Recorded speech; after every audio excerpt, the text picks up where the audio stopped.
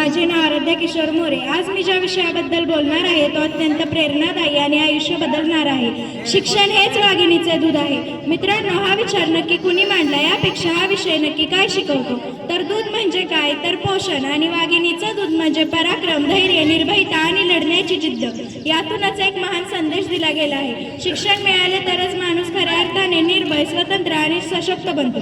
शिक्षण म्हणजे फक्त पुस्तक, परीक्षांचे गुण किंवा प्रमाणपत्र नाही. शिक्षण आपल्याला विचार करायला शिकवते, हक्कासाठी उभं राहायला शिकवते, अंधश्रद्धांना प्रश्न विचारायला शिकवते आणि सर्वात महत्त्वाचं स्वतःच्या पायावर उभं राहण्याची ताकदही देते. अज्ञान अंधार आहे, पण शिक्षण ते प्रकाश आहे, आणि हा प्रकाश ज्याच्या आयुष्यात उजळतो त्याच्यासाठी अमर्याद संधीचे दरवाजे उघडतात. इतिहास सांगतो आहे, पूर्वी समाजाच्या काही घटकांना शिक्षणापासून दूर ठेवले गेले, कारण शिक्षण घेतलेला माणूस कधीही गुलामी स्वीकारत नाही. त्यामुळे महात्मा फुले, सावित्रीबाई फुले, डॉक्टर बाबासाहेब आंबेडकर, राजश्री शाहू महाराज यांनी जीवापाड लढा देऊन सर्वसामान्यांना शिक्षणाचे हक्क मिळवून दिले. जर डॉक्टर बाबासाहेब आंबेडकर शिकले नसते तर संविधान आज अस्तित्वात असतं का? जर सावित्रीबाई फुले शिकल्या नसत्या तर मुलींचे शाळेत जाण्याचे हक्क आज असते का? म्हणून स्पष्ट आहे, प्रगतीचा महामार्ग हा शिक्षणातूनच जातो. शिक्षण व्यक्तिमत्वाचा उदय आहे. शिक्षणामुळे नोकरी मिळत नाही, शिक्षणामुळे व्यक्ती बदलते, आणि व्यक्ती बदलली की समाज बदलतो.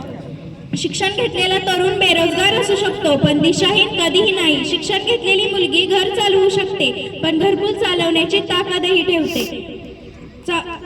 ठेवते. शिक्षित पिढी स्वप्न बघते आणि ते पूर्ण करण्याचे धैर्यही ठेवते. म्हणूनच म्हणतात, शिक्षित पिढी म्हणजे सक्षम राष्ट्राची पायाभरणी. नुसतं शाळेत जाऊन येणे म्हणजे शिक्षण नाही. शिक्षण असे हवे की जिथे प्रश्न विचारण्याची मोकळीक असेल, जिथे अभ्यासासोबत संस्कार असतील, जिथे करिअर सोबत स्वभावाची घडण असेल, जिथून बाहेर पडणारा प्रत्येक विद्यार्थी समाजासाठी उपयुक्त नागरिक बनेल. अभ्यास करून डॉक्टर होणे मोठेपण नाही, ज्ञानाचा वापर समाजासाठी करणं हेच खरं मोठेपण आहे. आज आपण सर्व विद्यार्थी आहोत. भविष्यात डॉक्टर, इंजिनियर, वकील, अधिकारी, शेतकरी, उद्योजक काही होऊ, पण मनाने जिद्दी, धैर्यवान आणि समाजाचा आधारस्तंभ तेव्हाच होऊ जेव्हा आपण स्वतःला शिक्षणाने सुसज्ज करू. म्हणून आज आपण स्वतःशी एक प्रतिज्ञा करूया.